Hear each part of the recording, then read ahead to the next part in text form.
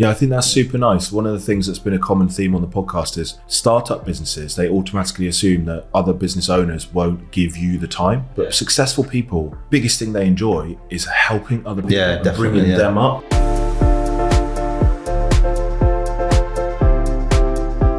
Hey guys, welcome back for another episode of Founder Stories. Today, I am joined by the very talented Mr. Rob Palmer. He's the head chef and owner at Toff's restaurant in Solihull. He's also achieved in his career, well, lots really. I was doing a bit of research this morning and there's lots already. It's going to be a super exciting episode. He's achieved a Michelin Star. He was the head chef at the Hampton Manor for 7 years, I believe, before setting up your own restaurant. Toff's is in the heart of Solihull. I've been there myself. I can attest to the fact that it is, if not the best, one of the best meals I've ever had in my life. So welcome to the podcast. Thanks for coming down. Thank you. I'm glad to be here. As always, guys, Founder Stories is about helping entrepreneurs and business owners with real life actionable advice, strategies, tips, and stories to inspire. And I'm so excited about this one because I know that there's so many restaurant owners out there, and I'm sure talented chefs, but the failure rate at the moment, I'm not sure if you're aware of this, but the failure rate of restaurant is 80% in the first year in the UK. Doesn't surprise me. Which is, to me, incredible. You know, the failure rate of normal businesses, well, normal, restaurant is a normal business, but, you know, a non-restaurant business on average is 50%. So to have an 80% failure rate shows that there are lots of people out there that are talented at their craft, but they're obviously getting some key things wrong. Hopefully they can learn from your journey. Today we're going to share your story, but also we're going to share some lessons, and the viewers or listeners can gain insight from that. I'm particularly interested, actually, from reading and doing a bit of research this morning, in how you've been able to lead and run such a successful team. I know when I came into the restaurant, there was no, maybe this is like a good day, but there was no shouting, no swearing. Everything seemed pretty calm, and your team just all seemed really engaged and really happy. Yeah, I think that's, for me, a massive part of who I am and what I am. Like, I don't believe in all the shouting and bawling that you see on the TV about from chefs. And I know it still goes on in the industry as well. It's not all for TV and all for cameras. It does happen still, but I just don't see the need for it. Like, it wouldn't be accepted in a normal workplace, and not that a kitchen isn't a normal workplace, because that is to us, but in a normal workplace, if someone starts bawling at you and swearing at you, you're not gonna stand for it in any way. So, and you can't enjoy it, can you? I mean, I guess that was the culture as it comes through. It's kind of like we play under-9s football with my kids, and it gets very serious. They're only 8 years old. I remember when I played football as a kid, and you probably got shouted at because the culture previously. I remember I was in the park training. We train in a local park in Knoll, and I'm a very shouty coach, but always positive and always more, man on, or there's someone behind you or whatever it might be. And this guy just launched into the kids. It's not good enough, totally unacceptable. And these are 8-year-old kids, Don't get me wrong, like, there's words get had, like, not that I don't. There's no discipline. There's standards that we sort of stick to, and the lads in the kitchen know that. I say lads because I've not got no girls working for me yet. We're a really small team, and if someone starts shouting and bawling in such a small, tight-knit team, that atmosphere is there for the whole day then, and probably the following day, like, it never goes away. Yeah. So you've got we've got a really good relationship with my team. My wife's, she's outside the business, but she gets involved every now and again for like team days out and stuff like that. She gets involved, and like they all get on with her as well. So we are like a little family almost, and like but there is boundaries still as well, which they understand that. Yeah, so there's a structure because people need to understand what's expected of them. Yeah. They need to understand what your standards and values are, but you want them to enjoy their work. And I think because of the way I am, I used to say this at Hampton Manor as well. I had a much bigger team at Hampton Manor. I think there was like 14 chefs. Yeah. I sort of was over at Hampton Manor at one point. They knew that because I was quite a laid back guy and I don't shout and bawl. So when I was sort of like pissed off with something, like it was. Yeah, whereas if you're shouting all the time, they just think, oh, he's off again. Yeah, and they knew there was something wrong, and they knew I was being serious about something. So, and also at Toff's, the kitchen's completely open plan. That's what I was going to say. One of the nicest things about the restaurant is, so when I came down, we sat up at the, I don't know if you call it the bar, chef's bench, which is incredible because it's a really visceral experience. Yeah. And I think there's only one other, I don't think there are any other restaurants in Solihull that have that. There's maybe one or two in Birmingham, but it is. I think in Birmingham they've got it, but not to the extent that we've got it. Like, you're literally almost in the kitchen with us, so it's nobody wants to hear someone being shouted and bawled at you for a customer in the restaurant. So it's like, we're just nice to each other. I think, before we get into actually the questions that I'd laid out, let's stick on the team bit for a while. You mentioned team days. Yeah. Do you have a structure for how you create the togetherness and the culture? Is it like every month we do a team day, or is it based on your feeling of how the team are? I think at sort of the start, when we open, I sort of say, like, we'd have a summer sort of get together, like a playtime, we're going to have a drink and some food and that, and then we do one at summer, one in Christmas. And then we just sort of arrange them sort of quite ad hoc, really, and sort of, if we get invited to wine events, sort of like through suppliers, like everyone loves to try a bit of wine for free, so we'll do that and try and make it serious, and it probably gets a bit silly afterwards, but we sort of enjoy them together. We're always just sort of, so we're with each other more than probably with our sort of partners and families. So it's just a natural thing, which I think I can learn from, and probably people who are listening or viewing this can learn from. I apply too much structure to my business sometimes. You need a monthly catch up, a weekly one-to-one, a quarterly away day, and all these things. But actually, even if you're a remote team, you start to get a feel for when you're becoming disconnected. Yeah. And then it might be sooner, or you might not actually need that monthly catch up because you're still a really connected team. Yeah, I think that's it. So like, we was out together on Monday night at an awards ceremony. So it was like, and that was sort of arranged sort of only a month ago. So we did that. And then I think because we are such a small team, there's not sort of loads of management everywhere either. So it's just me, really. I've got my restaurant manager and my sous chef. Yeah. And then I've only got one other chef below that, so it's like I sort of treat them both the same anyway, even though if there is something I need to speak about, I go to Ben, who's my sous chef, but Andy's very much involved in dish development and everything as well, and even like ideas to sort of move it forward and gain more customers and etc. etc. So that's a key element as well, I think. In fact, you're treating everyone as an equal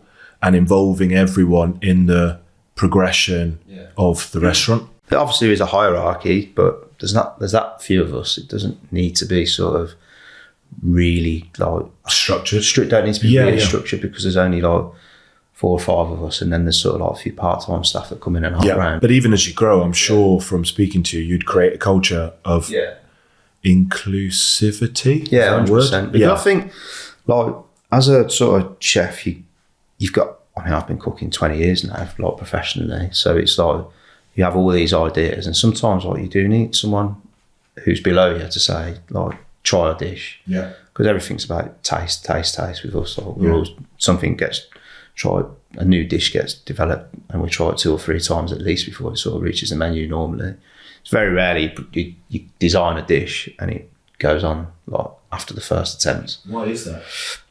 Because there's always something, and generally it's because it's just a creative mind. Sometimes you're over creative and too many things go on. And normally when a dish goes, like, you've took something away before it goes on the menu, because you sort of strip it back a bit. That's super interesting. It's because you can apply that to, say, even our business.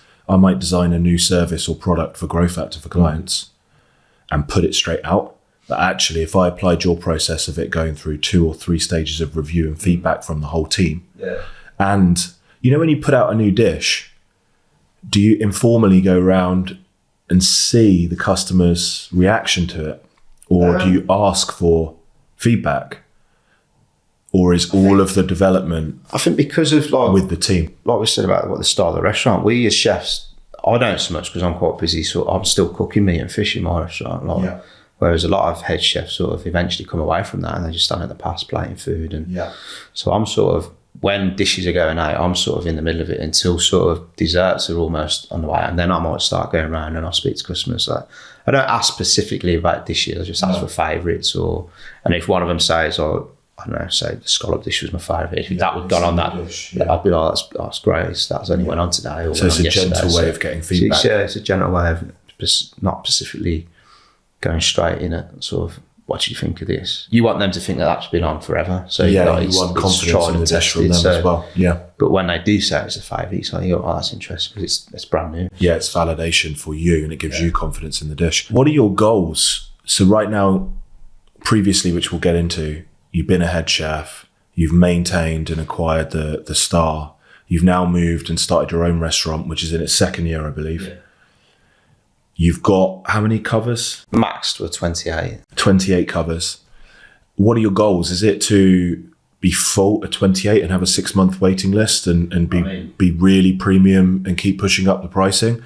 Or is it to have a slightly larger restaurant? Do you want to always be cooking, or do you want to step away and have someone in there? I think I'll always want to be cooking. Yeah. Well, I'm still 36, so maybe in 20 years' time I'll take a step back. And I do think that's a big difference, because I went to a restaurant recently in Birmingham. Whilst it was really good, the restaurant, on the face of it, from a marketing perspective, is all about the chef.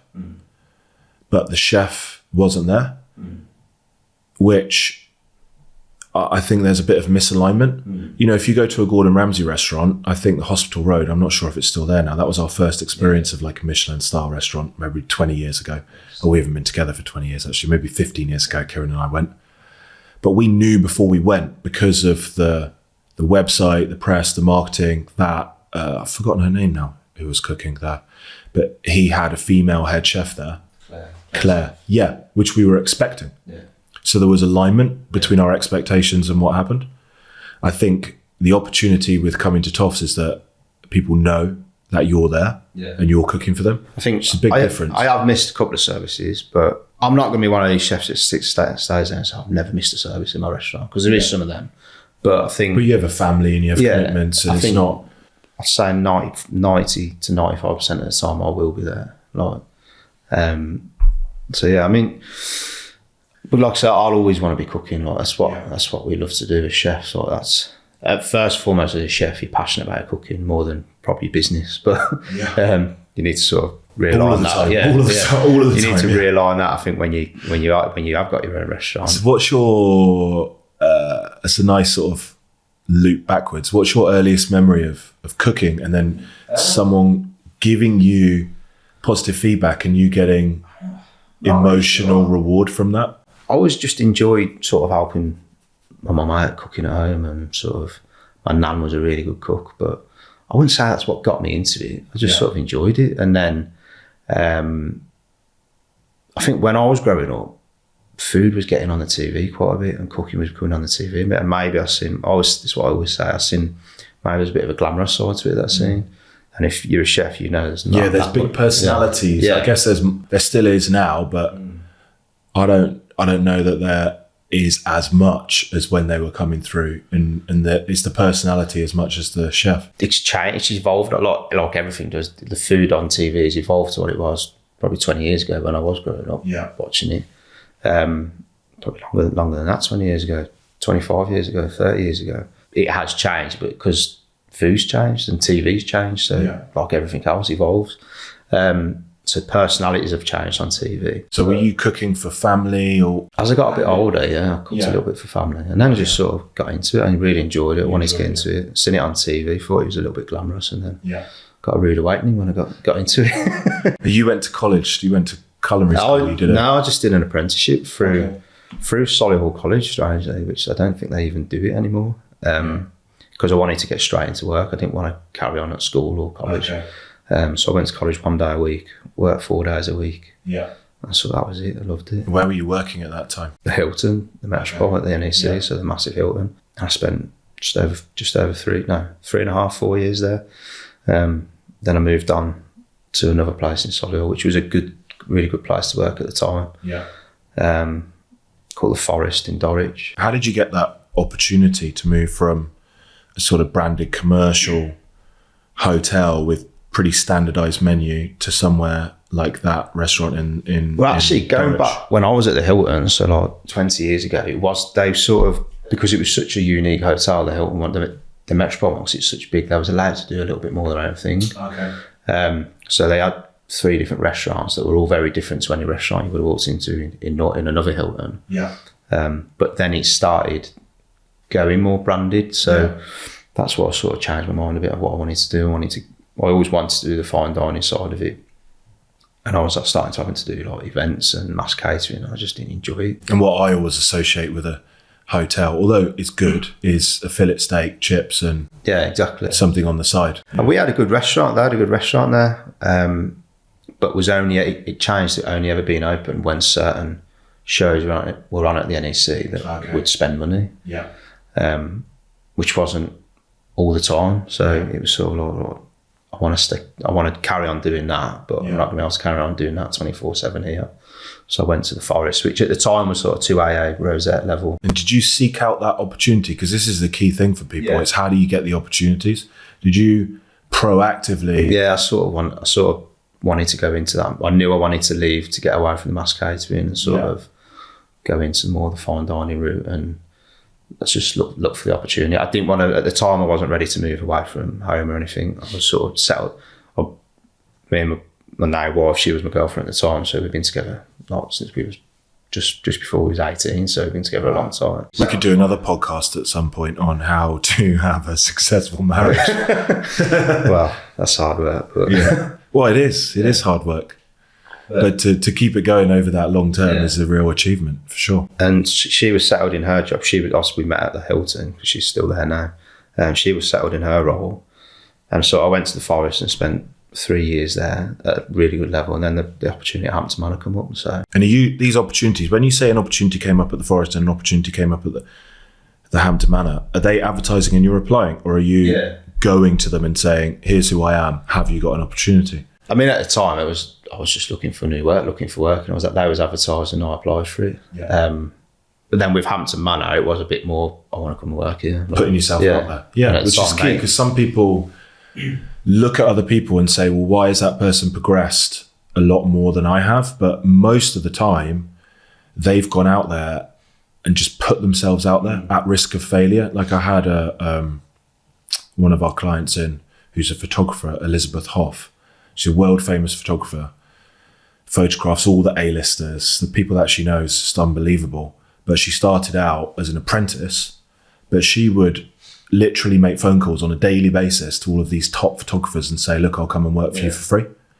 And just keep getting no's for like months and months until she got the yes. And then she'd go on set and then they'd see what she could do. And then you got to put yourself out there, right? That's great if you can afford to do that. I mean, not everyone has got that luxury to say, I want to go and work for free. Yeah. Which you get a lot in hospitality as well. You get a lot of chefs that will go to restaurants and say, really? look. So some restaurants, like there's a restaurant in Scandinavia that's been very best in the world at the time, but I think about 80% of the people that work there don't get paid to work there, because they know the restaurant, I guess, that they'll work for free because it's on their CV and a learning process. So it's almost like education, I guess. Do you feel like that's exploiting the individual and they should be paying them? Personally, I do. Yeah, I would never think to run my business like that. Which you could, because if you advertised, you come and work with me, you'll get this company on the CV. You can get people for free. You can only go and do it, not get paid for it, but I think you have to go and do it for at least 6 months. You can't just go for a week. But I've done it myself, and I've gone and done we call it a stagiaire in chefing, it's French word. You go and work there for a week and do a week there. Okay. And I've done that myself, but it's only a week. Like you take a holiday from work, you get paid for your holiday from work. Yeah, you have a week. And that is an opportunity. That's because different. Technically they could probably charge you. Yeah, exactly. Yeah, but so it's different if it's only a week. But when you're saying to someone, right, if you want to come and work here for nothing, you've got to stick out for 6 months. That person's got to be financially stable to be able to afford to do that anyway. So I've still got to pay for the digs. Yeah. They ain't going to live there for free. They're going to charge them to stay there as well and eat still. So you've got to be in a privileged position to be able to do that as well. So but I would never want to run my business like that, I don't think. But I get the feeling you're about giving opportunities to people that are talented, not necessarily people that are from privilege. Yeah, 100%. Yeah, I'm massively sort of taking on young people and sort of building them up, and sort of, I'd always promote from within. I'd never sort of look to promote, as long as the person was there, I knew that was there to sort of promote. Yeah, and if they're on your standards and values, you want to retain that person as long as possible, right? 100%, yeah. I think at Toffs it's easy to promote from within because there's not many of us, but at Hampton Manor, I never ever, I think once my sous chef left and I brought a new sous chef in because the person below him wasn't quite ready for it. And then that sort of person ended up leaving after that, but that was on their own accord. They thought they was ready and I didn't think they were, and we had conversations about it. And when they left, then they sort of apologised for the way they had to when they left, and sort of knew that I was you were acting in their best interest, and they could have got progression. Just not. And now since time. he's left, he's actually done very well for himself, and he's sort of become head chef. He's had 2 or 3 head chef's jobs, and he's been on Gravage menu and sort of done quite well for himself. So so it was the right move for both, actually, and everything happens for a reason. You know, when you then went to Hampton Manor, what do you think that you potentially do differently or you do well in order to allow you to progress? Because when you went in there, you weren't head chef, but by the end of it, Hampton Manor was a very new business at the time, and I think the restaurant had been open about 7 months. The hotel had been operating as an event space for about 12 to 18 months maybe. And I went in there and said, look, I want to, because I'd had dinner at the restaurant with my then fiance, and sort of said I'd love to sort of come and work here and be able to be part of it, because you could see it was going to go places. So I'd love to come and work. And then about 3 months later, I thought, right, let's go and do it. And I think I applied, and then I didn't start. So that was at Christmas. I went for dinner, and I spoke to them around March, April time.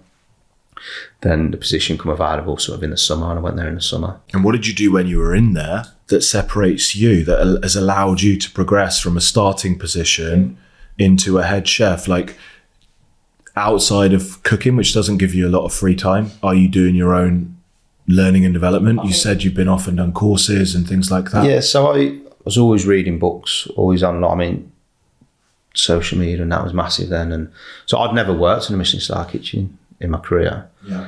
So I went to Hampton, and the head chef there, a guy called Martin Pern, was old school. He'd had a Michelin Star before, so he'd been through that, but he was like early 50s. So he was sort of, he'd already semi-retired, and then he took on the job at Hampton Manor and sort of come out of semi-retirement, which was because Hampton Manor was becoming a beast then. And I went in as like junior sous chef, so there's a sous chef above me that was at a very different level to what I wanted to be at. She was events, like sort of only worked in sort of mass catering event spaces before. And I always knew that sort of I was probably going to get her job without sounding arrogant. And that happened. She left about 4 months after I started, and eventually I took on her job. And I worked really close with Martin because he was old school and I was sort of young and sort of wanted to push things as much as we could. So you learned as much as you could from observing him, talking to him, asking him questions. But presumably at that time you'd already set yourself a goal. Yeah, I'd already set my goals. I wanted to become head chef, but not necessarily at Hampton Manor. Like, I wanted to be a head chef at a certain age. But in your head, you wanted to be a head chef by a certain age. And then achieve certain things. So you've got this vision, which is so important for people to have a vision of where you might be in X period of time. I only really got that when I joined Hampton. Like, I just sort of went there and I just seen how big it was going to be and what we could, what they could achieve there. And that was sort of what pushed me forward. And then Martin left and another head chef came in above me, which I thought I was ready for it. At the time I probably wasn't, but similar to what I just said about the guy who worked for me, but I stuck it out, I think for 18 months and worked under the other head chef, and we didn't get on at all. But like, I was just getting married. And so we just bought a house and we was just getting married. So I was like, I'm not ready to move jobs. It was I was unstable to be able to move jobs because I was just signed a mortgage, just got married. So it was like, and at the time it was about staying put to sort of from a private life. Financial security, yeah. So actually it wasn't that you've said, okay, well, I don't get on with them, but I've got my vision, it's so strong, I'll put up with this. It was more... But also the guy that was come in as head chef was a couple of years older than me, but had a very good CV and had worked at some really good places. So I did learn, I was still learning a lot as well. So even if you're not getting along with people, you can still learn from them, right? And then, basically, but then he left. And then I got his job after that then. And then like I said, I'd never worked in a Michelin Star kitchen. I'd never even stepped foot as a chef in a Michelin Star. I'd had an interview at Sat Baines in Nottingham, but I never took it seriously enough. How do you raise your skill level as a chef? Is it just practical application? This is like an interesting question for me. Is it practical application, or is there an element of learning that you have to go and do in the technicality of cooking, or do you do all that on the job? You do like technicality. You learn on the job, I think, because you can't take that home and do it. You can't cook how you cook in a kitchen at home because you haven't got the space, you haven't got the equipment. Yeah. And it was about just experimenting and probably using the facilities you got at the hotel or the restaurant, because you can get anything, order anything you want in and try it, and within reason. So at that point, you're trying to create your own dishes as well, right? And that's what we did. So the first head chef at Hampton, I went and I used to have ideas, and he'd sort of rein me in because I was young. Like he'd rein me in a bit and put his sort of classic sort of French touches on it. And that's why I think we work well together. And then sort of I developed my own style out of that then. So it's kind of like finding a mentor is really important. Yeah, 100%. Yeah, I think having someone that you sort of look up to but respect, like you respect them, but also like if they want to give you a bollocking, they let them give you a bollocking and sort of take it on the chin. Yeah. But you've got that, you've got that respect for them anyway. So you sort of understand why they're, and they can see something in you, so that's why they're probably doing it. But yeah, when I got the head chef role then, and like I said, I'd never worked in a Michelin Star kitchen. Within 2 years, we had a star, and it was like, that's quite unheard of, really. So it was like, it was massive. So yeah, it's incredible. It's kind of like, I'm watching a program called Yellowstone at the moment. Yeah, I love Yellowstone. You've seen it, yeah. So if you're a cowboy, you understand that cowboying, that's your life. That's part of your identity. You respect the people trying to teach you and guide you so much that you will allow them to get to the point where they're physically beating you to teach you a lesson. Yeah. You take it on the chin and you move forward, but it's because you know they have your best interests. I mean, you don't want to get beaten by but that, like I said, we spoke at the start about the industry, and I know there's some things happening in the industry that sort of don't get talked about enough, and that happens. But yeah, but like I say, it's and some people jump into being a head chef too soon. I think they can do it at a young age, and I think I was 27, I think, when I got a head chef's job. So that's quite young. Yeah. Do you think, for you, as an honest answer, without trying to be humble, do you think where you've got to at that age is hard work or natural talent, or both? I think it's a bit of both, and sort of having a support network around you that's good. So like the people at Hampton, the owners of Hampton Manor, always believed in me. Yeah. Even though we went through some difficult times, like together, we sort of had some disagreements and clashed heads a few times. My wife was always really supportive of me, and sort of like she sacrificed her career a little bit for me to push on in mine. Yeah. And I'd always forever be grateful for that for her, and she still does now. So I think that's important. So having that support network behind you. Yeah. But it is about self-belief and hard work as well. I think talent's important. Yeah, there's nothing wrong with understanding that you have a natural ability that some people don't have. And also, I think knowing that people in your team, even though they're below you, are probably better at something that you are. Yeah, 100% actually. Hire people that have the same or above your ability. Especially in a kitchen, like most head chefs don't like pastry, don't want to do pastry. So if you've got someone in your team that's better at pastry than you, well, that's why you hear of pastry chefs. So I've never actually employed a pastry chef in my restaurant team, because sort of my style of pastry is very different to a traditional classic pastry. So like, just like a well-trained chef could do it. But I think still, if you've got someone in your team that you know is better than you at doing pastry, then let them look after it. Like, how you have your ideas still and your vision, but if someone's better at something than you, don't. And presumably try and hire people in your team that you think have the potential to be as good as you. Yeah, definitely. Because it's your strong team. Like with our business, people think when they come on board as a GrowFactor client that they want me doing the work. Then they meet my team and they're like, it's okay, we don't need to talk to you anymore. Because we've realised that these guys, for what we want, which is not high-level conversations about strategy at that stage, it's good quality numbers, bookkeeping, tax planning, all these things, they're better. And that's what you want, really. And you want to put out dishes, I guess, that you've just looked at and overseen and seen that the customers are 100% happy with that. Sometimes the lads will come up with the dishes in the kitchen and like, I've not had any input on it, but it fits with what we're doing. So they know that if they say, I want to try this, I don't know, this new cherry dessert, the cherries are coming into season now. Like, well, it's got to fit. They know it's got to fit a brief. And if it fits, it goes on the menu. Just because I haven't had any input on it, as long as it's tasty and it's how I expect it to be and what it fits in the style of the restaurant. If the customer 90% of the time is seeing you in the restaurant, I don't think they're concerned as to whether you've actually cooked the dish, because they know that you're on it. They just assume that it's come from me anyway, and then but then when we do talk, I will give the lads credit. I was like, that was Ben's idea, that was Andy's idea.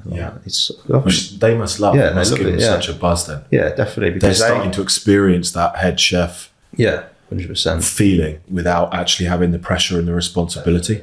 Did you ever think, when you were offered head chef, was there any part of you that thought, I don't want it, I could just stay where I am now and not have the pressure of it? Nah, never. Yeah, I don't think there's commonality between successful people in that they want hardship, struggle, stress, because that drives them on, which gives them reward. I have had a couple of chefs work for me during the time at Hampton that were like that. They probably wasn't that bothered about getting to head chef. And sort of they're the ones that do sort of leave on their own accord and go and float around, and we'll only ever get to a certain level, but they're happy with that if that's up to them. How do you manage that though, I guess? Because if you hire the best team, which we've said is a good approach, so like I hire the best accountants, if they all want to progress to being a head chef, is that it is what it is, so people will just have a natural life cycle? Or do you need people in your team that don't want the headache of it? I think you need a bit of both. I think you do need people like that. And how do you identify, do you speak to them? How do you understand which camp they sit in? And if they're happy, this is what because I'm not like that and you're not like that, right? We want our responsibilities, progression, earnings to go up every single year, growth. But some people, because I can't understand it, I can't relate to it. So some people will happily sit in, say, a senior accountant role and have an inflationary pay rise every year because they're happy with their income, they've got a good lifestyle, and they know that as costs go up, their salary goes up in line with it. But my automatic assumption was always that people will want to keep progressing, but that's not actually always the case. But how do you understand whether they are like? By speaking to, we move them around the kitchen and put them on different sections and so they do develop themselves. I think if you can only do so much you can for that person as well. So if you naturally see that they're happy with what position they're at or where they are in their career at the time, then that's fine by you, as long as they're doing their job for you. I think that's fine. I had a chef that worked for me. He came to me because he was sort of in a bit of a situation. He'd left a job to go travelling with a friend, and something happened to his friends, a family member of his friend, while they was travelling. So he came back.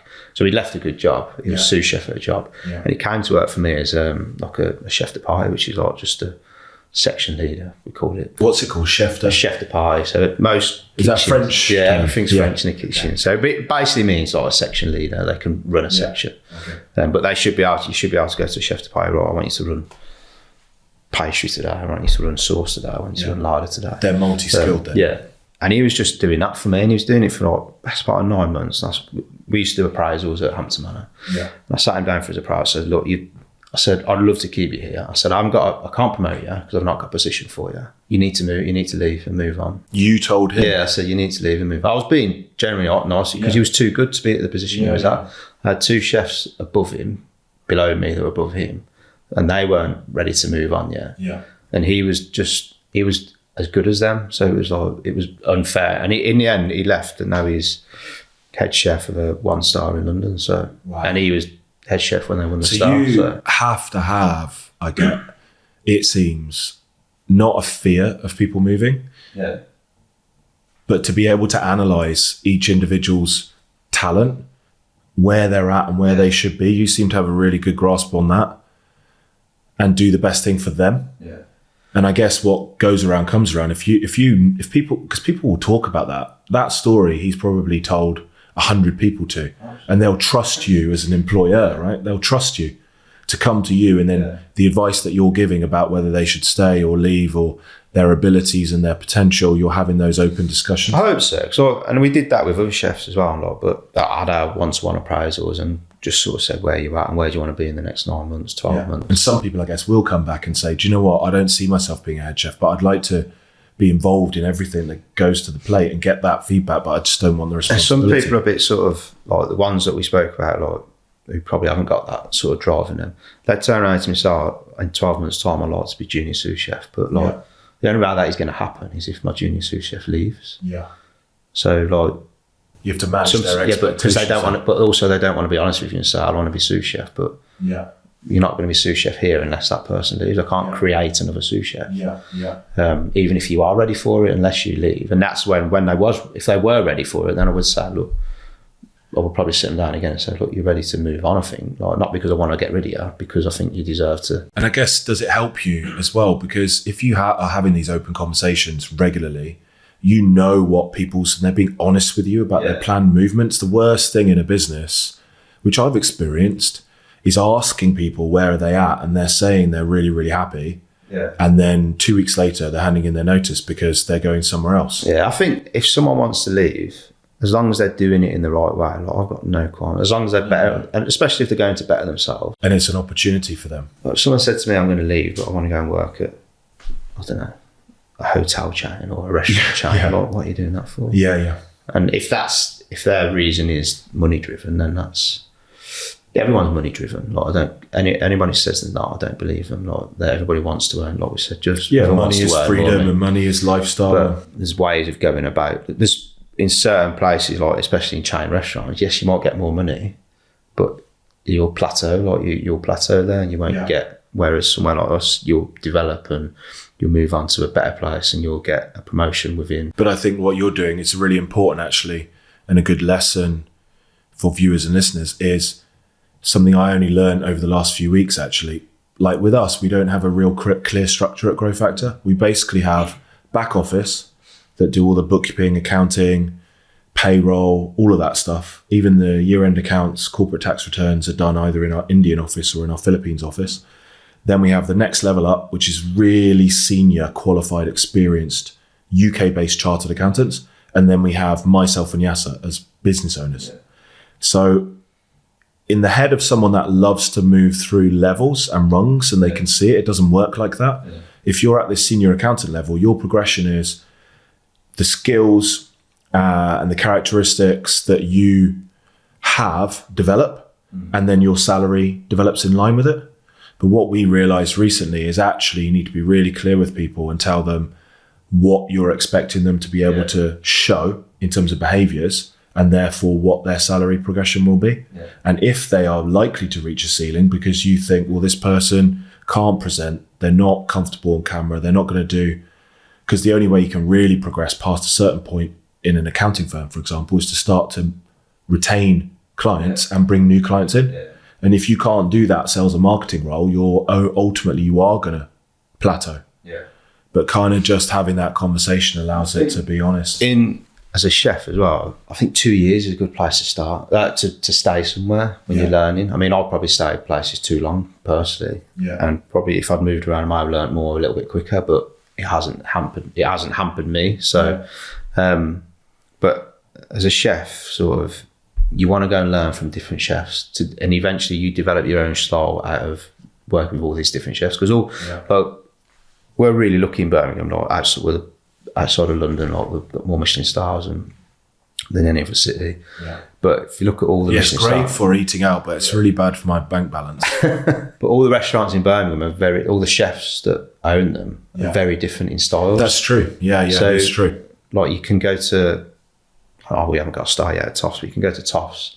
And yes, we're at a level that we believe. I love the fact you said we haven't got a star yet. Yeah. You will. Yeah. You got to have confidence and belief, which is another key lesson. And then you can go to Brad Carter's in Moseley, and then you get to Penal's in Birmingham, and they're all very different. Even though they're put into a category of fine dining or Michelin Star, they're all very different, which the general public don't quite understand that. But if they ate at all three, they would see that they're all very different restaurants. So as a young chef, you want to go and work with all these different chefs to sort of learn from them. That's quite often the way you get promoted, is going and learning, and then you develop your own style through that as well. But I guess it's quite a small industry as well. So for them to be honest with the chefs doesn't create a bad name for that person.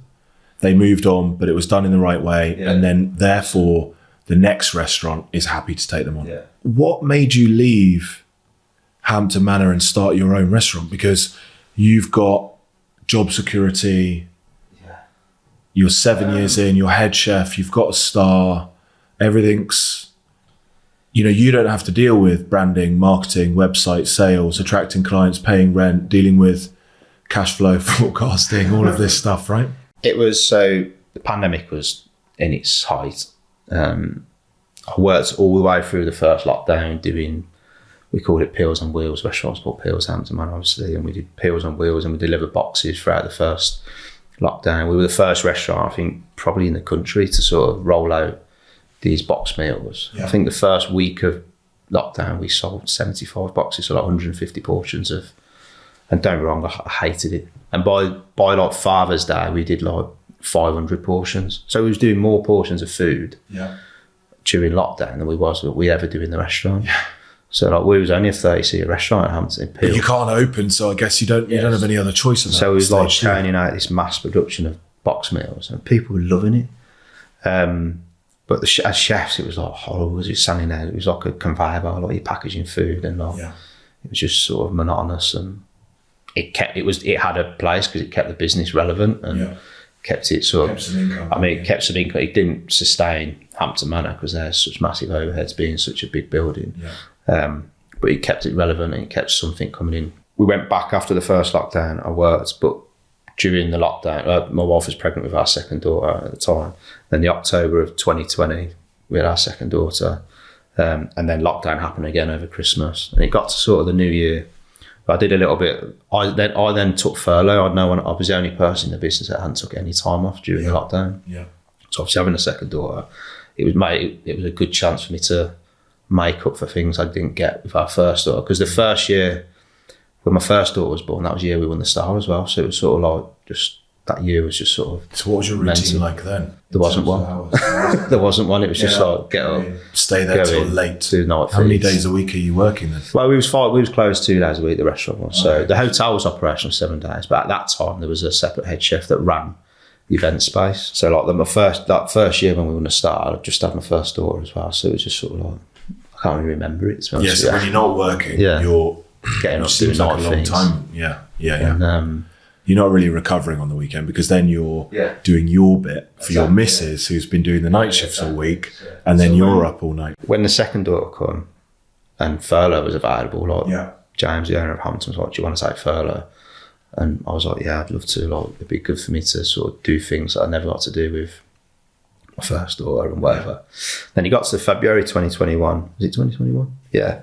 And Hampton Manor was going through a transition anyway, so they were building their new restaurant, Grace and Savour, which was built and sort of, but because of the pandemic had hit, they just sort of stopped the build. It was finished. The buildings were pretty much finished, I think. So that would be a second restaurant at Hampton Manor? But it was the third because they just opened Smoke, which I was part of the original design process of that, and opened the original concepts when they reopened after the lockdown. We did staycations. We thought at one point we was going to do this restaurant, the new restaurant. I was going to be taking over it, and then they sort of changed them. But during the pandemic, they changed their mind on how they wanted to go about the restaurant and what they wanted to do with it. So I was like, you can just stay in Peels when we reopen and carry on doing what we're doing. But that was like, well, put that much effort into sort of planning this restaurant. I was like, so you'd almost designed to help them, your own concept, your own restaurant, it was aligned with Hampton Manor's sort of concept and sort of. Yeah, but did that start the idea in your head? I could just. I think I did always want my own restaurant because I was at Hampton Manor. I was head chef for 7 years. I worked there for 11 years. Yeah. Everything was always changing there, so it was always something new, and that kept me there. I think because there was always something new around the corner. Got to that stage with our second daughter. I was like, if I'm going to go back to going to 60, 70 hours a week, I want to do it for myself now. And so we had a conversation, me and the owner had a conversation. It was sort of, that was it. We went our separate ways, and sort of, I couldn't really do much at the time because the pandemic was still around. So I just had a year of planning, a year of doing a bit of freelance, working for a few different people. Luckily, I got a few good contacts where I went and did some work for a few people, and then I was still getting paid furlough from Hampton, so that was sort of agreement we had. And then I did 3 months before Christmas 2021, so October to December. I got a friend who's got a restaurant over in a cafe over in Lichfield. Yeah. So I did some pop-ups there. I did 3 days a week there, sort of cooking my own food for 3 days a week for 3 months. Yeah. And that went down really well.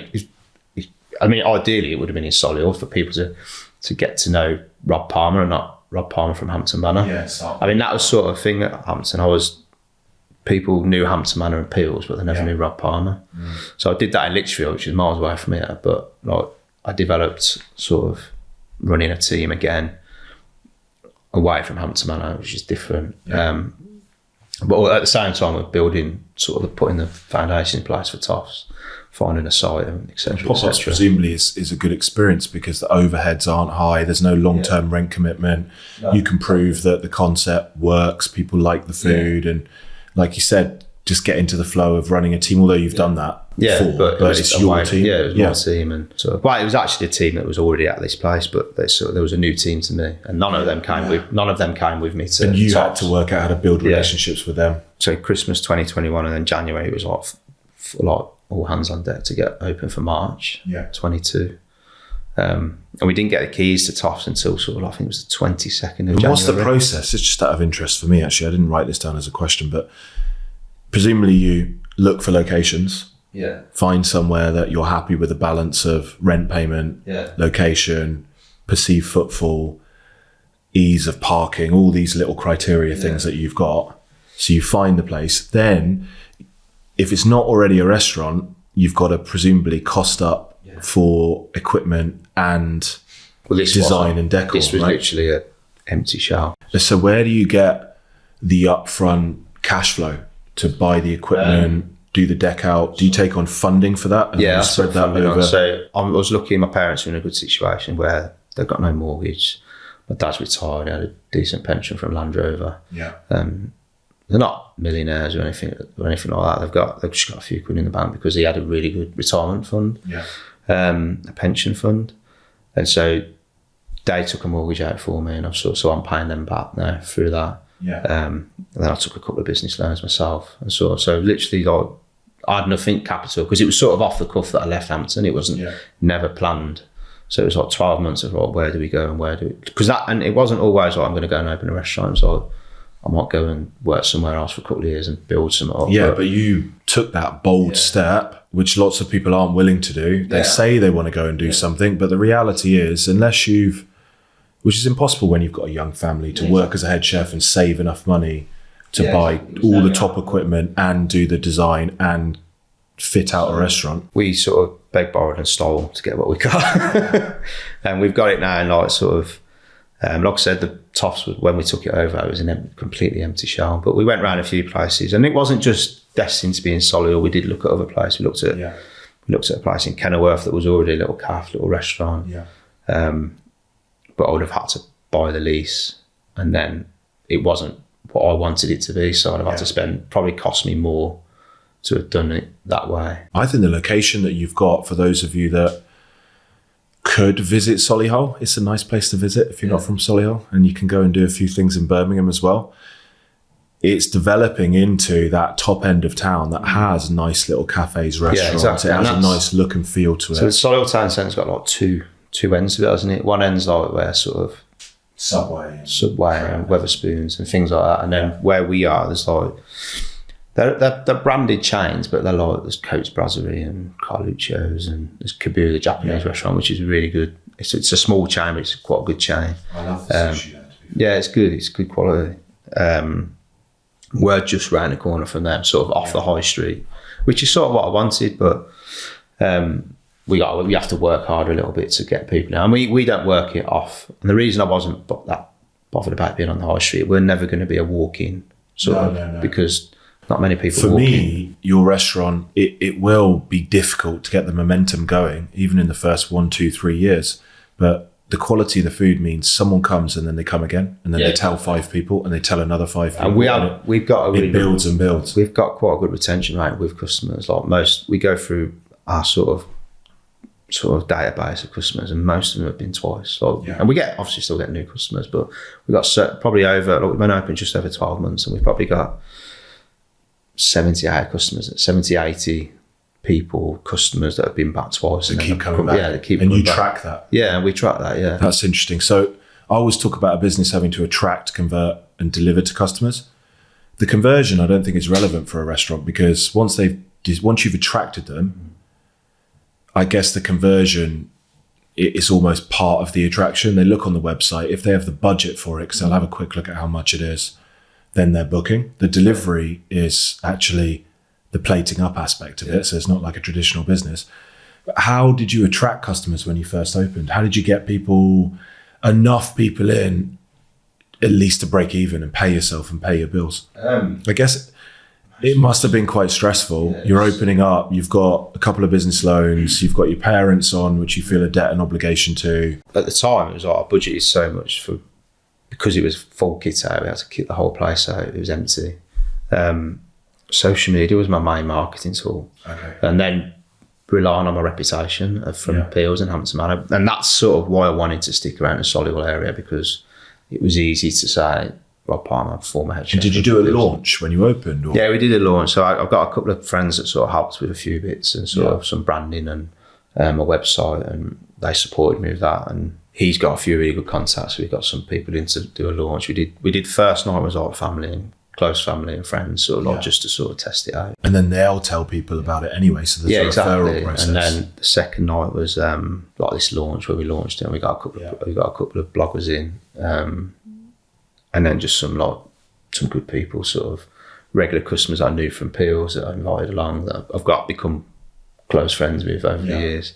And they probably come back to me more now than they did at Hampton Manor and Peels. So, and then it's just trying to be as constant as we can on social media, because I've spent so much money on magazines and newspaper articles and things like that.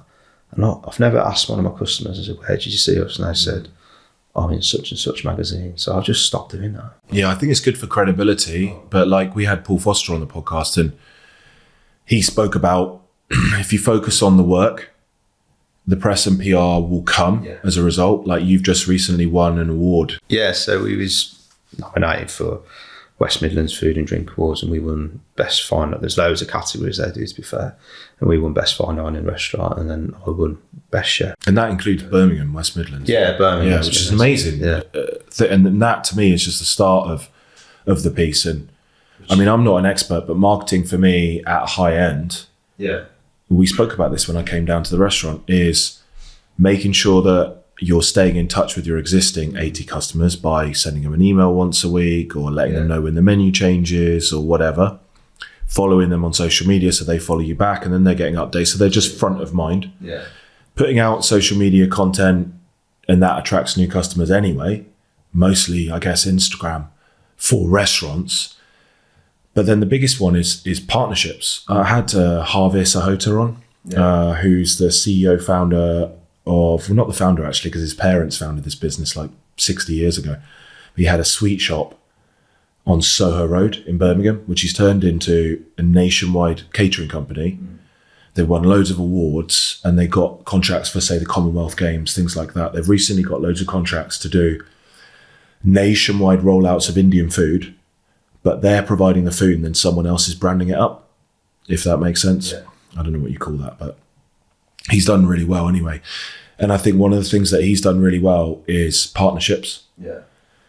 So like, if you find that people who come to eat at your restaurant, it either has to be a really special occasion, so they've created a budget, and maybe they're on a normal salary in inverted commas, but they've created it's a once in a year thing. But if you want repeat business, you need to have someone with disposable income. And they're affluent. So what else do affluent people do in Solihull? Well, they go and buy sports cars, or they go to the golf club, or they do these other things.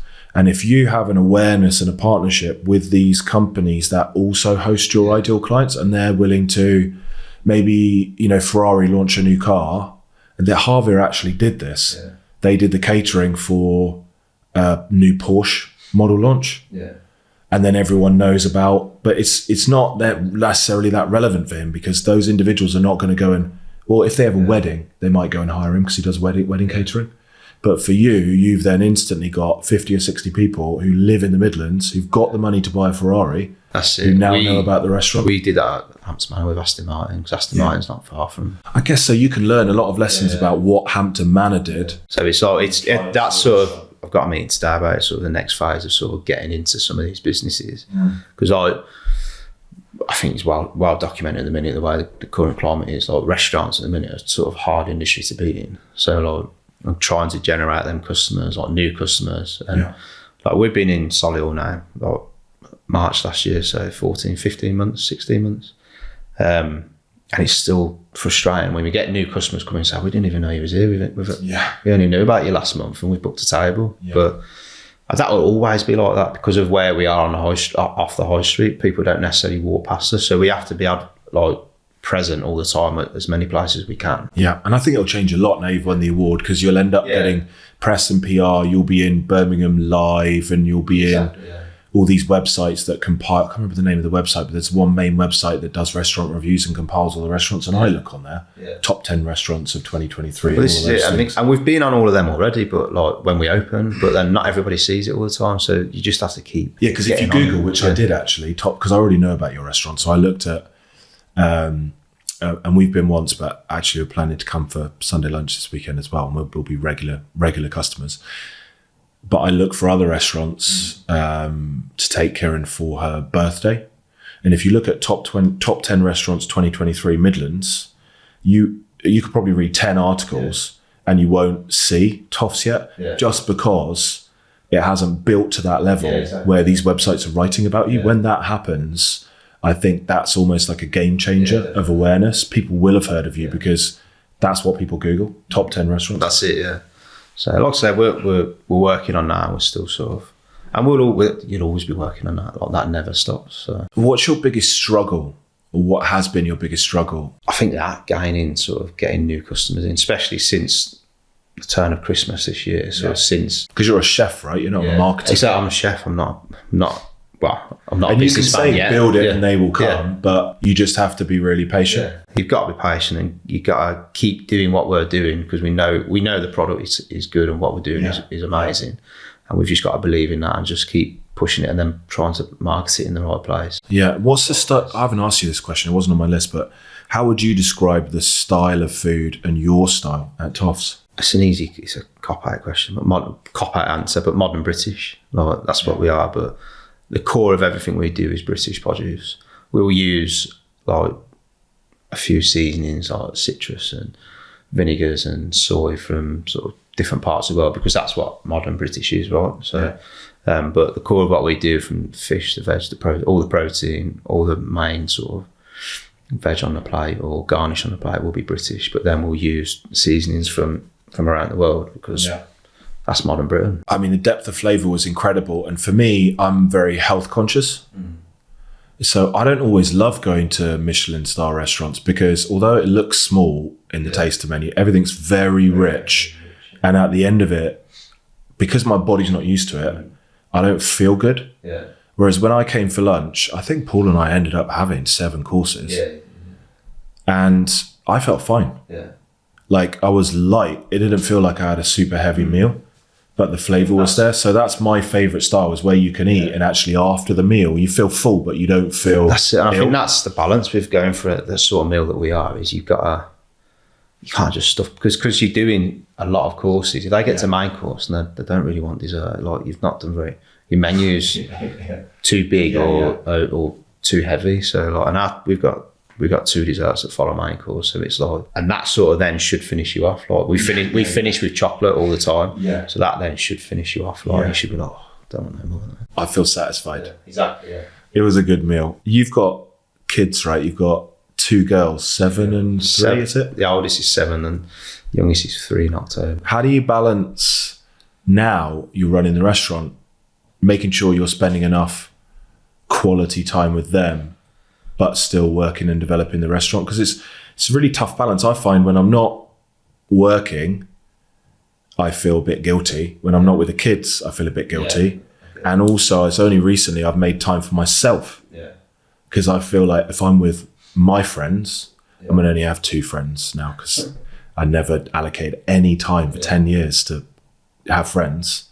Because in my head, I'm like, I'm either working or I'm with my family. As a chef, it's very similar about friends. Like you do sort of, I don't see anybody I went to school with anymore. I've got not friends like that. So like all my friends are either close family or chefs or in the industry, and sort of see them. But to balance work and life is difficult because, we're open every other Sunday lunch. So I get every other Sunday off, whatever. And then Sunday is the day that I do say to the team, I will take the odd Sunday off if we are open and it's not a really busy one, then I might take it off. Yeah. But I'm flexible with that. Like I let the lads do this. I will take it in turns to have a Sunday off when we're open. And do you have days off in the week? So we're closed Monday, Tuesday. So I'm off Monday, Tuesday. But and are you working on sourcing produce, menu creation, things like that? Or do you take that time? I guess the kids are at school most of the So day. Monday, my wife has off as well. And then the little one's not at nursery on a Monday. But then Tuesday, the wife works and the little one's at nursery and the oldest is at school. So Tuesday's like my day off. You can get some admin done and things like that. Basically, and try and squeeze around the golfing once a month if I can. Yeah. But generally, I normally get Tuesday, my day normally consists of getting up, going for a run. Well, doing the school run. Yeah.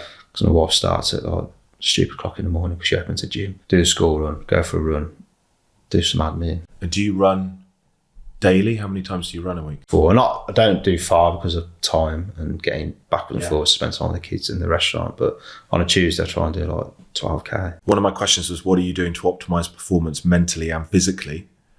Running is just good for both of those things. Yeah, I think I used to do it a lot, but I've only recently in the last couple of months found the time to be able to do it again. Yeah. And I think I got rid of my car to do it. We sold our car to sort of... Yeah, we spoke about this. It's an extreme move. I walk to work. I don't live too far from the restaurant, so it's like 3.5K walk to work. Yeah. So I walk to work in the morning and then run home in the afternoon. Yeah, so the day routine when you're actually in the restaurant is you're getting a walk and probably your 10,000 steps and you're getting a run in. Being a chef, you don't really find that much time to do exercise because you're in the kitchen all times. If I get that, that's my excuse to exercise is my walk to work. And do you eat healthily yourself or are you picking at bits? Pick it a lot as a chef, but then you sort of try and be conscious about it. And sort of the last few months is when I've sort of started to try. Now I've sort of balanced the restaurant as much as I can and got to where we are with it. I've found time to be able to sort of take these things. Because the first 12 months are just like mental, like probably ate really unhealthy. Even though we're chefs and we know how to cook, however we want to cook healthy, you eat a lot of convenience food as a chef. But we do staff meal, we do staff tea every night, and we try and balance that. Some days we'll have a treat and we'll do like not dirty food, like naughty food, but then the rest of the time it is quite sort of balanced and healthy. Which helps you presumably with your focus, energy. Yeah, 100%. I think feeling good, having some time after work to still have energy to talk to your missus. Yeah, well, she works early morning, so normally when I get every night time, she's already gone to bed because she's up at 5 in the morning. So how do you've been married you've known each other for 22 years? 19 years we've been together. 19 this years. year, and we're married 10 years this year. Just give me a couple of insights to that. Do you have date days? Yeah, we try and have date nights. Not very often because you need to get someone to have the kids and that. And in the week, do you have a little slot where you spend a bit of time together? You mentioned the Monday, but you've got the baby there with you. So not a baby anymore, but you've got the little one there. But we spend the day together and it's with your 3-year-old. Yeah, with our 3-year-old. And she's pretty good, to be fair. And we do what we do. But that's because I work a lot, we try and base our time around the family more than just me and her. So we do have time where we go out probably once a month, just me and her. Which is still good. I spoke to one of our friends, hopefully they're not listening to this, although they do listen to the show. They've got a 7-year-old and a little one, probably 3. Since the 7-year-old was born, they've not had a night away or a day date on their own without the kids. It's crazy. It's hard.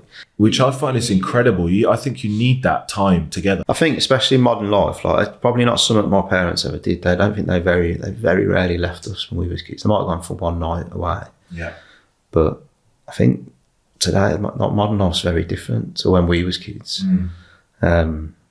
So I think it's good to have a night away. Like, it might only be one night. We've done 2 nights, I think, twice since we've had kids. But then it's just a night out, one of the grandparents. Yeah, we try and have like a day date once a month during the week, but we don't always do it. We'll just try and maybe have a walk. Yeah. Good practice was when we used to do it. I think we only did this for 2 weeks, to be fair. Walk the dog together at the start of the week and just plan out the week while you're talking. That's normally what you do as well. Monday morning, we normally go for a walk with the little one. And that's brilliant. Yeah. I want to get back to that weekly, because you're talking about, okay, well, just the practicalities of it. You get that all out of the way and you know exactly what. There's a lot of conflict sometimes in relationships comes by one person thinks this is going to happen, the other person thinks this is going to happen. No one's putting effort into plan on the weekend, so you end up just watching TV all weekend or doing nothing, going to the local park over and over. And we always try and plan, have things in the diary to look forward to. And we've just started it again in the last sort of couple of months or so. Since the restaurant opened, we've not really had that. Yeah. But we always did that before. When I was at Hampton Manor, we always had something in the diary to look forward to. Work towards. Do you have time to go on holiday? Yeah, so we shut the restaurant for 2 weeks in the summer. Okay. So you go away. 2 weeks at Christmas. Staycation. Yeah, basically. So after this Christmas, I'm reevaluating whether we shut for the whole of Christmas. But it's already put it in the diary this year and booked plans around it. But we're going to look at that. Yeah, if you close, you could do a long haul holiday. Yeah. We're going to Thailand over Christmas, actually, which will be interesting. We're doing a staycation this Christmas for New Year. But then we're going to Mallorca end of August. Oh, have you been there before? Yeah, we go there quite regularly. It's 2 hours on a flight. It's easy with the kids. Yeah, I really enjoyed that. But you normally go back to the same place every year, but we're going somewhere different this year in Mallorca. But yeah, all around that island's good. We thought and had this idea, this is great. We really want to have a holiday home. It'd be nice to come regularly somewhere. And I had a look at like 2-bedroom, 3-bedroom houses in Mallorca, and they're like 600 grand. It's like, that's the end of that idea. We did the same thing. Because we've been there so often. Like, we went there every year for not every year, but I think we've been there about five times, this same place. I think if you go to sort of Alcudia and around there, it's a little bit cheaper. We go to Calador, which is probably like one of the more expensive. They've got the premium places. Yeah. For those of you that have not been there, I'd highly recommend Mallorca, but it is a tax haven. Yeah. So you get a lot of expats. Yeah. Any tax haven, and they'll push up all the prices. I was in Portugal recently in Quinta do Lago doing a football holiday with the kids. And these houses that are around there, 10, 15, 20 million pounds. Unbelievable. It's basically a town that was created by an Irish billionaire. It wasn't there before. So he mapped it all out, built 3 golf courses. All the houses are around the golf courses. Minimum price of a house has got to be 1 million at least. Right on the beach. All the restaurants are incredible. They don't have any Michelin Star restaurants, but they're all a really high premium, all their own fresh seafood, all of these things. But you're talking 300-400 quid for a meal for 4 with a bottle of wine. It's not a cheap holiday destination. It's incredible. So just to get back on track, and then we'll start wrapping up. We all know that the reality, well, actually, we don't all know, but for those of you that are listening, you might think that the reality of a Michelin star restaurant is actually that it's a license to print money. But quite often it's the opposite, because you buy the best materials possible, which means that actually your margins are a lot lower than a Nando's or a high street chain, because they're buying crap materials and still pricing relatively high. So how important is it, especially with having funding obligations, to keep an eye on your numbers and your cash flow and things like that? I think because as well, like, as in a Michelin star restaurant, all that stuff, so we haven't got on yet. But it's staff, like staffing's our biggest expense, but you can't do it without a really core team that costs money at the end of the day. They're a skilled cook or chef, like you just said at Nando's. Not saying they're not skilled, but it's a different level of skill. So that comes with a higher cost. It's not a minimum wage salary. No, and you're committing then to month on month as a cost. So you've got your outgoings on your team, you've got your outgoings on your debt obligations. And so managing your finances is important, right? So you know that you're forecasting by your bookings Like to bring in more than people think it is like a Michelin Star chef or fine dining restaurants make loads of money. There's not many. Like if you're full, yes, but if you're full every night, then eventually you are going to. But even then, I mean, we obviously have high-end restaurants as GrowFactor clients, and I would never talk about any individual restaurants' financials.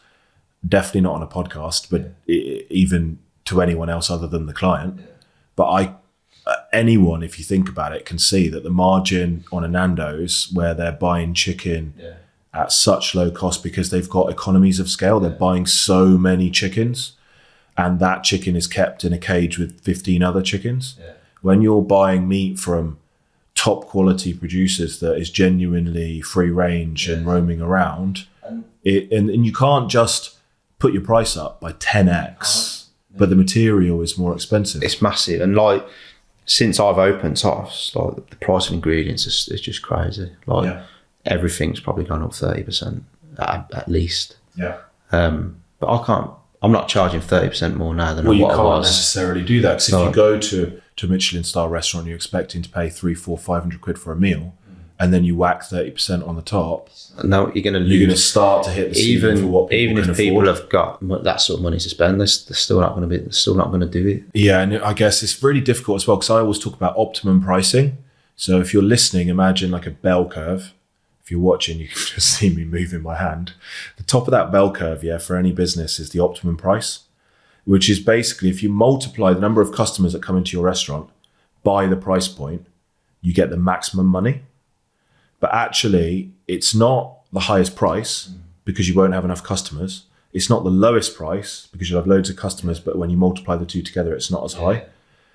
It's this point that you have to measure. Now, if you've got like a business that sells toilet roll on Amazon, you can manipulate the price on a daily basis and you can actually calculate the top of that bell curve. But in a restaurant, it's much more gut feel. Looking at, I guess, the number of people that visit the website and how many actually go through to book could be a data point. But if you're not at capacity, you've either got to drop your price or increase your marketing, one or the other. And if you get to capacity and then your wait list starts to go 2 months, 3 months, 4 months, then you can start pushing your price up until your wait list gets too small. That's another way. And I think with our style of food and cooking, right, it's very seasonal. So everything, prices are different all the time, all, so your all margins year will round. change season to season, or you have to change the price. Yeah, exactly. So if I want to use beef on the menu, like, I can't put the price up just because I want to put beef on the menu, because it's a set menu. Yeah. But you have to work something else somewhere else on the menu. Yeah. To make beef work on the menu, because beef's so expensive at the minute. Even lamb, like we've got lamb on at the minute, and it's just extortionate compared to what it was. But you won't reduce your standards and go and get poorer quality lamb, right? You have to just make it work. Oh, we can't do that, and because we know ourselves. Or if we know something's not right in quality ourselves, it don't sit right with us to send it, and we wouldn't. So. And you're not a GrowFactor client yet. I'll use the yet that you've got for your Michelin Star. What do you do at the moment to manage your cash flow and keep an eye on your numbers? At the minute, it's me doing it, like me and the wife doing it. The wife does it. So you sit down together and you can get your spreadsheets out and you can have a look at it. So we're just at the minute, obviously, we're just being ultra cautious and sort of, you know, we had X amount of staff when we first opened because we needed it, because we was a new business, new restaurant, and everybody wanted to come and try us. She's a manager, right? So she's got some skills around managing budgets and things like that. She does a lot of that for the gym. Okay, so she can create you a spreadsheet. She can predict based on bookings on the current month plus what's happened on average in the prior months and this month last year. You can start to predict what's likely to come in terms of bookings. That's quite difficult because we was new last year. We was a lot busier than we are this year. It's hard to do it based on last year. You have to do it based on recent months. Yeah, recent months. Feel. Yeah, and gut feeling. And I guess if you're partway through a month, how quickly are people booking up? That's it. And those kind of things. And then you get an idea of what's coming in. You know what's going out because you've got fixed staff costs, right? Yeah. You've got fixed obligations for your funding, and she can make you like mini cash flow. We sort of know what covers. If we've got X amount of covers in the booked for the coming month, towards the start of that month, we sort of know how many we're going to pick up we've got a rough idea for the rest, how many come in during the month. So yeah, by the speed at which they're booking for the month. That's super interesting. Yeah, and it's really good that you work on it as a team together and had sitting down and actually having a look at the numbers. Yeah. Someone had someone in yesterday for the podcast who has built and sold businesses, running a business now. They've got a product-based business in the health and fitness industry.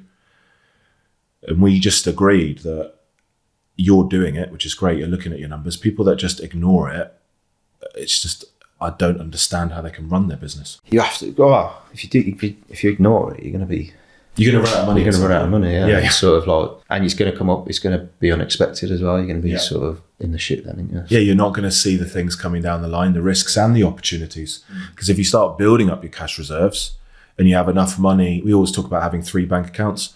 One main account, which you keep 3 to 6 months worth of your fixed costs in. Ideally, you build that up. Second one, you put your tax money in it. And the third one is called a growth account, where anything above the first 2 accounts gets dripped into the third account, almost like glasses of water.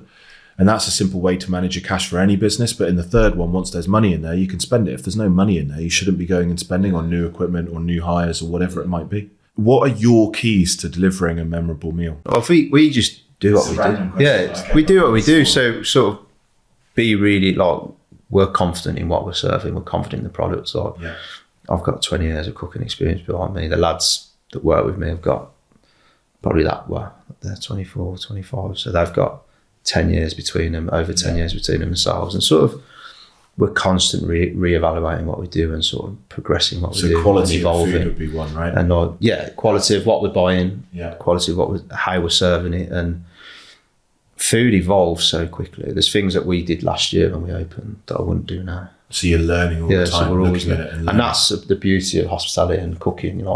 There's always someone else is always doing something new around the corner.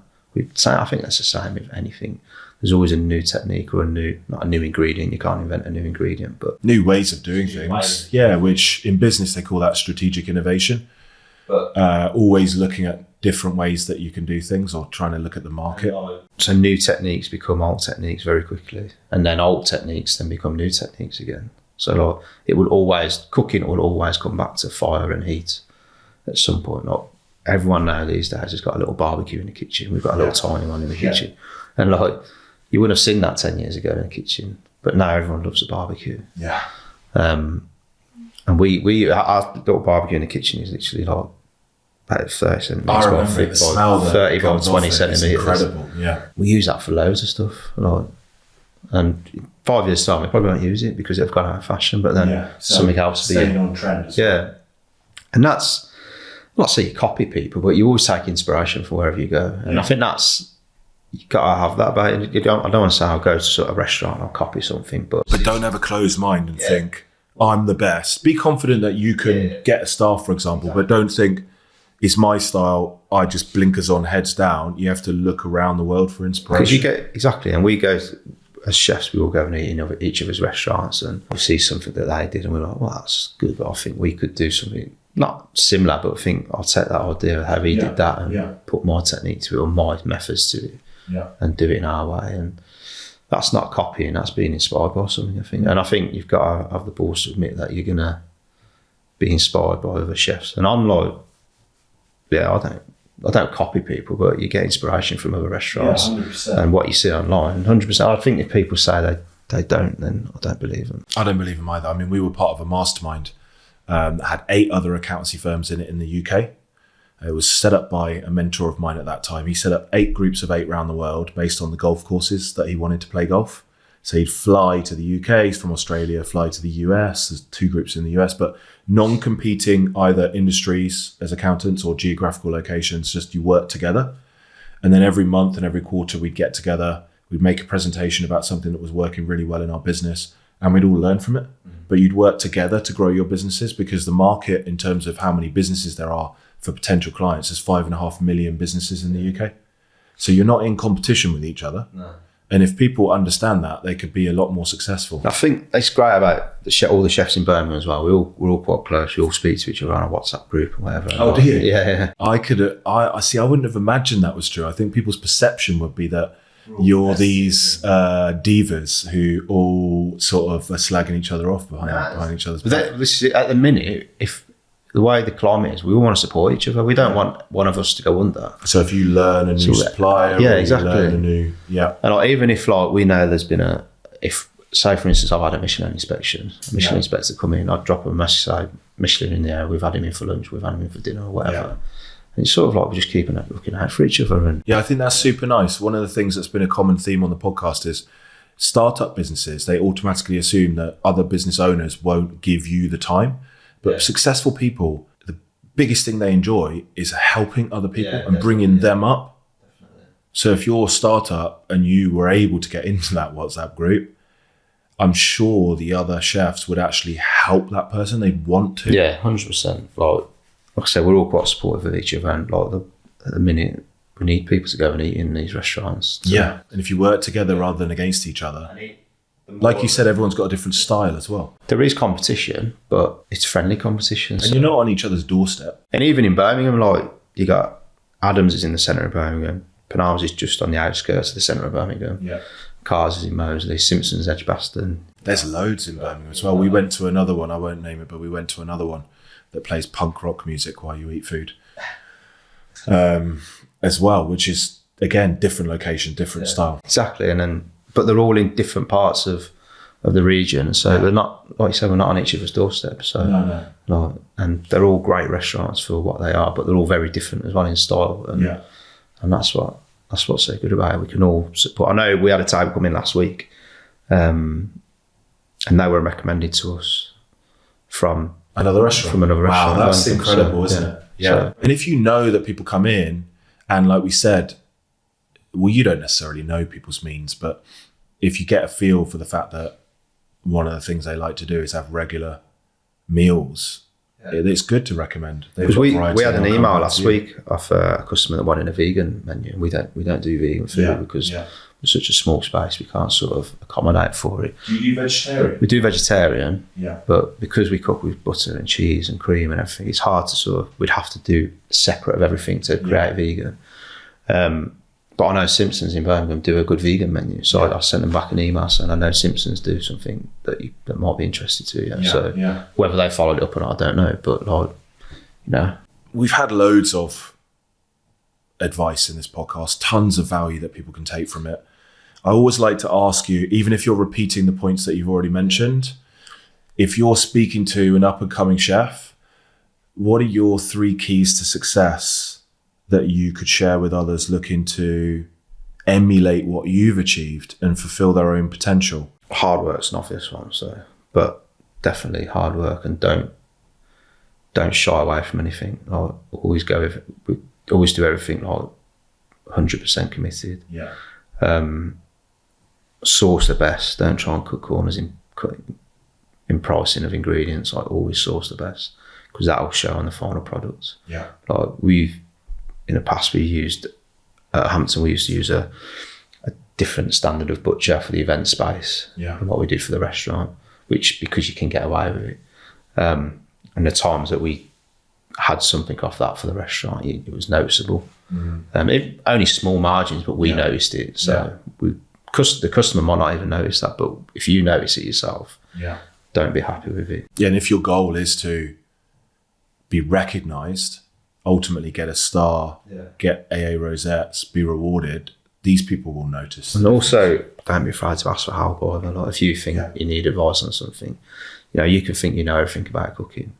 And I joke with the 2 lads. I say, I forgot more than you know, but I'm only joking. Well, probably have, but it's always don't be afraid to ask for someone, even if it's someone below you. Like, ask for their advice. Like, I think getting your team to lead up is important. And I know my 2 lads below me in my kitchen definitely lead up towards me. Like, they sometimes say to me, "Oh, why don't we do this instead of that?" Like, and I think that's important. Take advice from anywhere.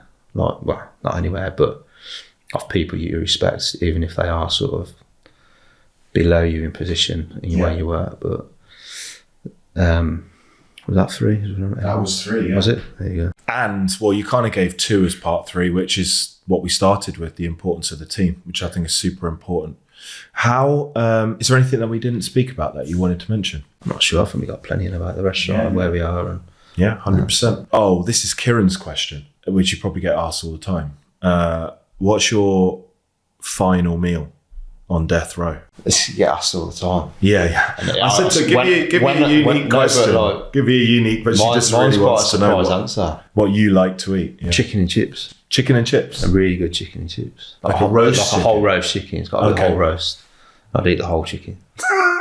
So that chicken's could really be like barbecued on a... Yeah, like barbecued on a spit. Some really good triple cooked chips. Any sides you go for? Truffle mayonnaise or something like that. Yeah. Also, there is some lavishness to it, a bit of truffle. No barbecue beans, no veg, just chicken and chips. Maybe some buttered peas on the side or something. Happy days. And how can people get in touch with you? How do they find the restaurant? Restaurant websites, www.tossbyrodpalmer.com. Yeah. Instagram is good to have a look at some of the food. Instagram, Toss by Rod Palmer. My Instagram is Chef Rod Palmer. And we'll put all these in the links to the description as well. Thanks for coming down, buddy. No, thank you. It's been great. Absolute pleasure. I think for everyone, it's been so inspirational. There's not this revolutionary secret to Rob's success, but through hard work and applying the principles that we've been through, he's been able to already, and you're only partway through your career, achieve unbelievable levels of success. Actually, it could be from anywhere in the UK. I'd highly recommend, if you're into your food and you enjoy a good meal, visiting Toffs. This has been Founder Stories. I'm your host, Simon Kalu. I'm the CEO and founder of GrowFactor, and we'll see you in the next episode.